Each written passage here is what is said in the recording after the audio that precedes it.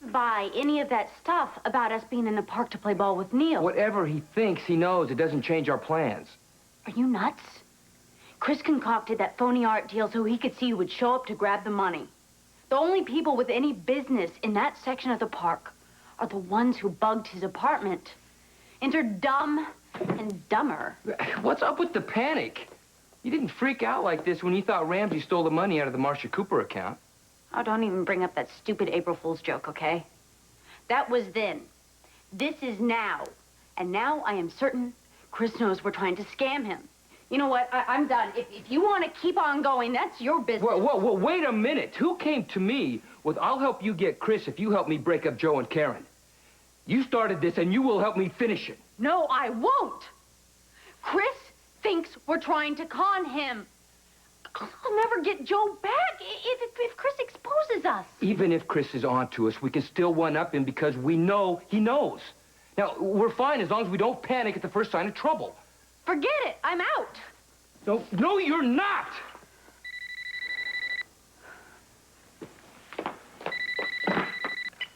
Hello. Hi, it's me. Am I calling at a bad time? No, not at all. It's always good to hear from you, Chris. I was wondering if you'd be interested in a last-minute dinner invitation at my place. Dinner. Tonight.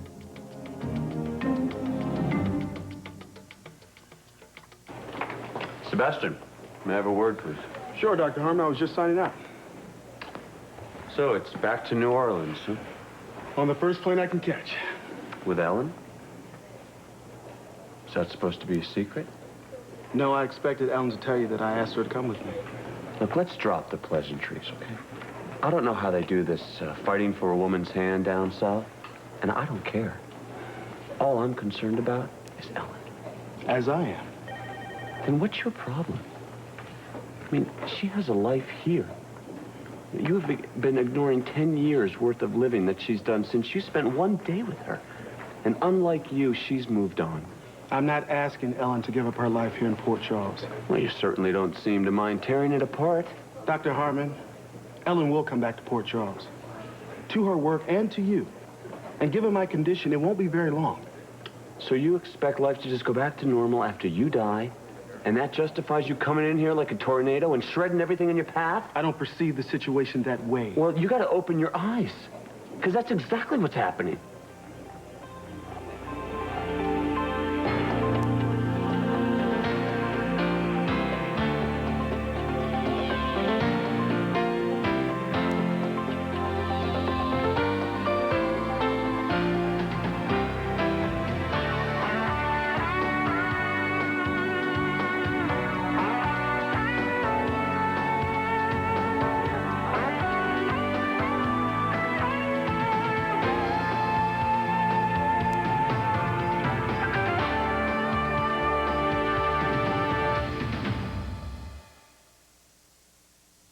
With all due respect, Matt, Ellen's not a child.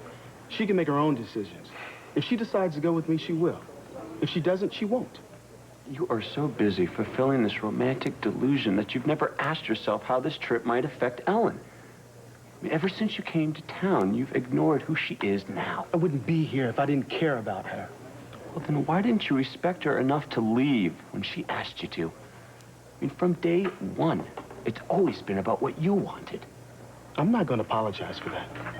I don't have time left to be wishy-washy, Dr. Harmon. Does that make me selfish? Well, you're damn right it does. But don't you sit up here and tell me I don't understand the impact I have on Ellen.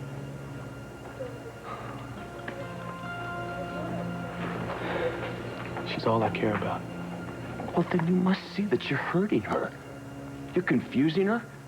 Is that what you wanted for the woman that you claim to care for? To punch a hole in her heart and leave her alone to deal with it after you're gone? See, I would never ask that of anyone that I loved.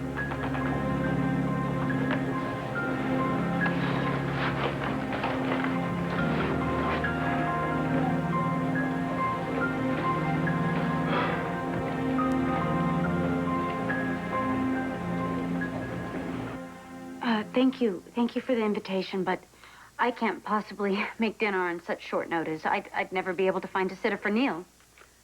Be smart. and tell him you will meet him. Can you hold on for a second, please? Back off, Frank. You should be thanking me for pulling the plug. Look at what this stupid plan is doing to you. You're obsessed. Just like you are with Joe. How bad do you want him, Courtney? You think he'd ever look at you twice if he knew what I know about you? Are you threatening me? If you can't tell, then I must be doing a rotten job of it. Let me be clear. How do you think Joe would react to the news that you stole Karen's engagement ring? That you called Karen and pretended to be Joe's private dancer to freak her out? You know, I may even tell little brother about the time that you and I spent between the sheets. Yeah.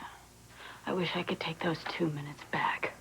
2 minutes in my bed, 2 minutes on the living room floor, 2 minutes in the kitchen.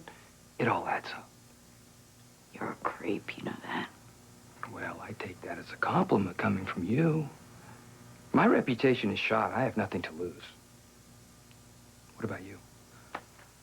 Courtney, are you there? Yes, Chris, I'm here. You know, dinner sounds fine. Neil said he would love to spend the night at Serena's, so I'll just give Scott a call and see if I can work something out, all right? Listen, it'll be nothing too fancy. Nice and casual. I'll see you later. Bye-bye. Now, doesn't that feel better? You made the right choice, Courtney. Of course, it was your only choice.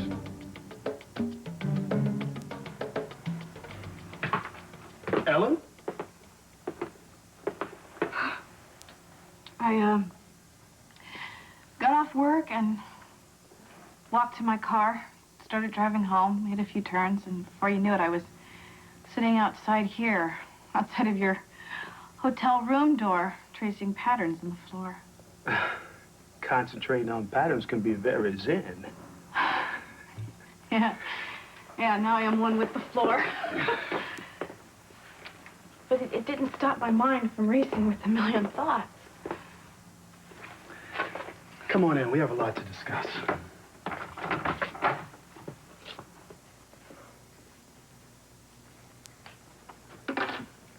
So, how do you like staying at the famous... Thank you. How do you like staying at the famous Port Charles Hotel? Well, it's definitely a 5-star.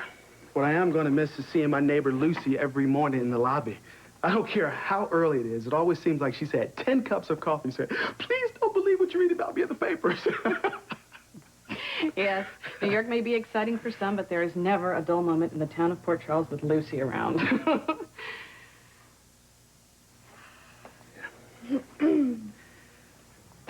So can you tell me what you were thinking about while you're outside of my door? Can't you guess? New Orleans? Right on the first try.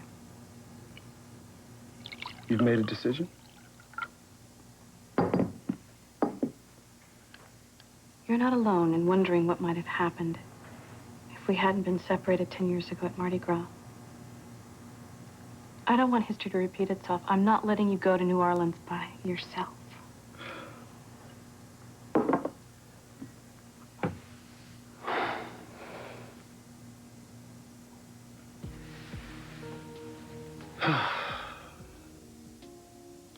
That sounds better than I ever dreamed.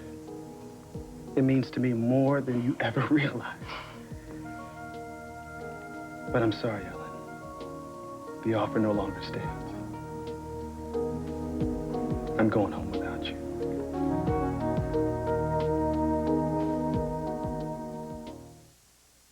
Have I lost my mind? Or did you just say you don't want me to go to New Orleans with you? This is going to be difficult to hear, but things have changed. What things? I've had some time to think about this trip, and I don't think it's the right thing to do.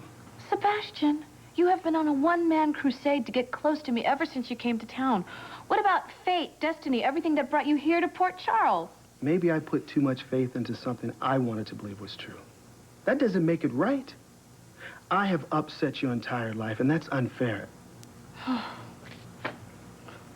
This is incredible. Ellen, I have been more selfish than I have the right to be. And you don't deserve to be uprooted like this. That's already happened, and there's nothing you can do about it. And I don't want you to try. Finding you again has been a blessing. I wanted to know how you were, if you were happy, and you are. The knowledge that you have a great life is a greater gift to me than anything else I've ever wanted. Are you done? Apparently. Then explain to me what's really going on. First, you begged me to run away with you. Now you're doing everything in your power to convince me otherwise? I hope you don't expect me to take this with a silent nod as you disappear into the night. I didn't know what to expect. Well, then let me fill you in on a few things.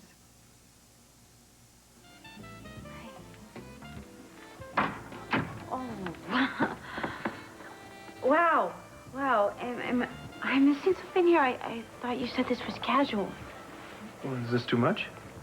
No, are you kidding? It's lovely. Atta girl, Courtney. Reeling back in. Wine? Well, it's Mom's night out. Why not, huh? How was the game at the park today? Oh, it wasn't really a game. Frank and Neil just played catch. It's just too bad Frank had to join us instead of you or Joe. Frank can be such a loser sometimes. Yes, I heard that, Courtney. Very funny. But Neil seems to like his uncle, so what could I say? Well, Frank functions at a 7-year-old's level. It's understandable why Neil would relate to him so well. I don't like it. He's not a very good influence. I mean, if he's not complaining about all the things that have happened to him lately, he's telling yet another pathetic stories about his glory days before the knee injury. I mean, come on. It's been like 10 years and the guy still thinks he could have been Jerry Rice. Come on, Courtney. What are you up to? It's obvious who got the brains in that family. I mean, Joe may have his brother's Neanderthal style, but at least he was able to get himself through med school. You know, I'm just so glad you've taken an interest in Neil. The more good influences, the better. Well, let's just cross our fingers that Neil doesn't get any of Uncle Frank's defective genes. Otherwise, you might end up with a career fry cook. Bite your tongue. Oh, you two really deserve each other. I'm glad you could show up on such short notice. So am I. What smells so good? Your favorite, lasagna. Yes, and we have a nice Cabernet and scintillating conversation, as always. What's the occasion? I just really enjoy your company. You know, I saw you at the park today, and I just sort of suddenly realized what a sweetheart I'm dating.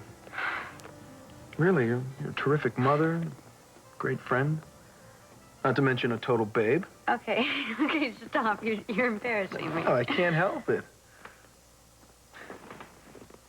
I was looking at you and missing you at the same time. I sort of had to invite you over tonight. What? And you don't believe me? No. It's not that. It's just I don't deserve this praise. Come on, of course you do. Courtney, you're a fantastic person. Well, I could tell you a few things to change your mind. Like what? You ripped the tags off of mattresses or something? I've been lying to you, Chris. Are you out of your mind? Don't do it, Courtney. I hate what's been going on, particularly the part I've played in it. It's time I told you the truth.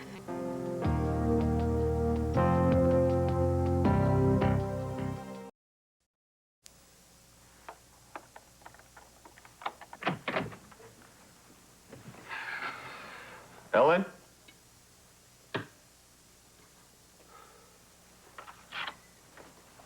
Ellen, you home?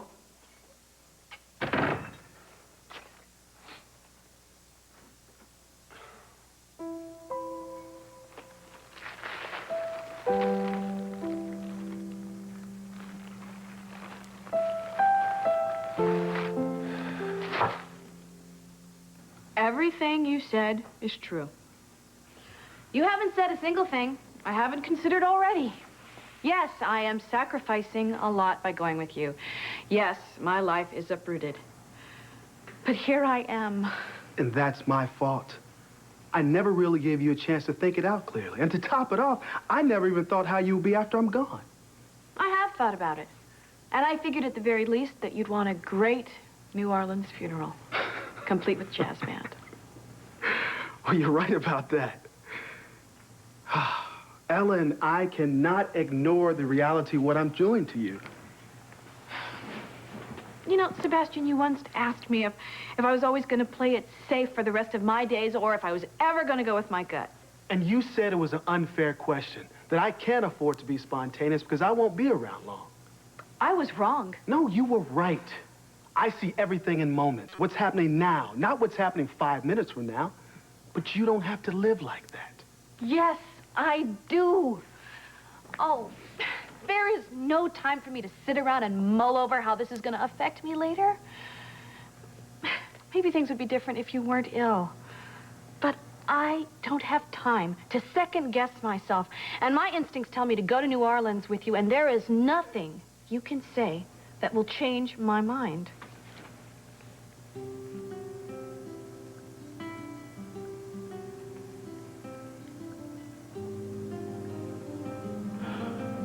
I guess fate has taken its course.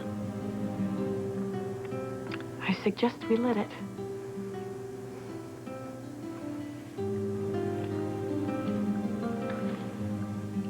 Chris, please. Just don't judge me. Courtney, you don't have to confess anything to me.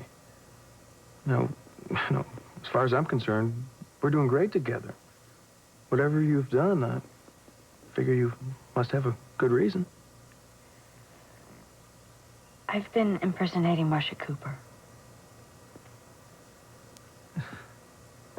Courtney, why on earth would you pose as a serial killer? Frank made me do it. Oh, you worthless, no good. What was Frank after? Why Marcia Cooper, of all people?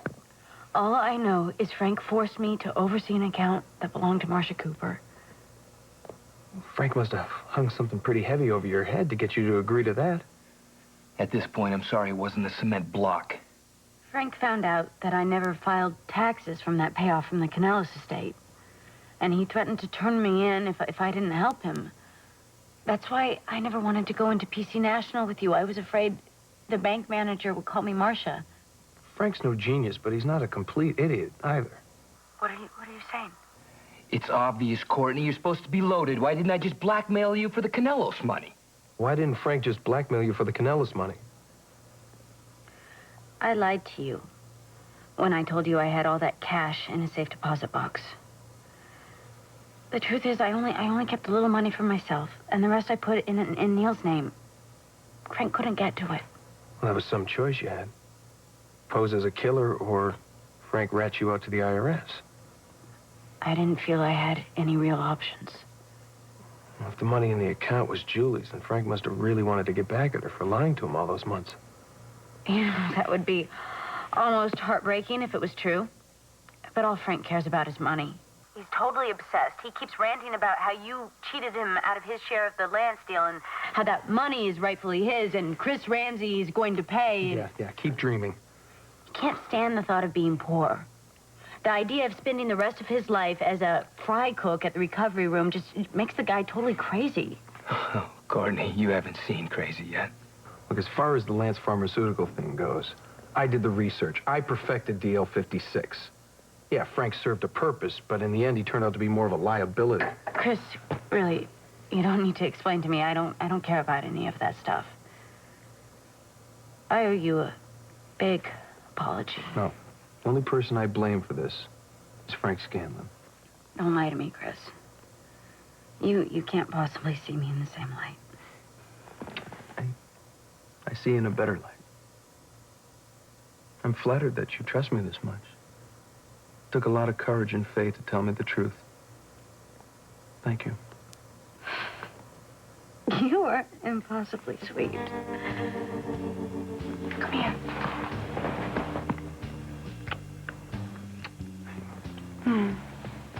Did you say Neil is spending the night with Serena?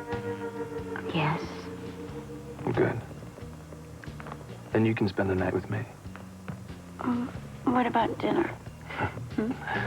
I'll make it up to you with breakfast.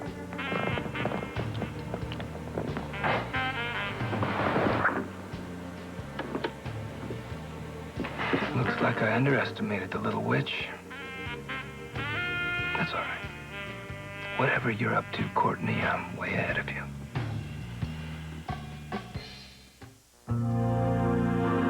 Next week on Good Morning America, on the ice with Michelle Kwan, on the road with Oprah Winfrey, and in the kitchen with Chef Emeril Lagasse.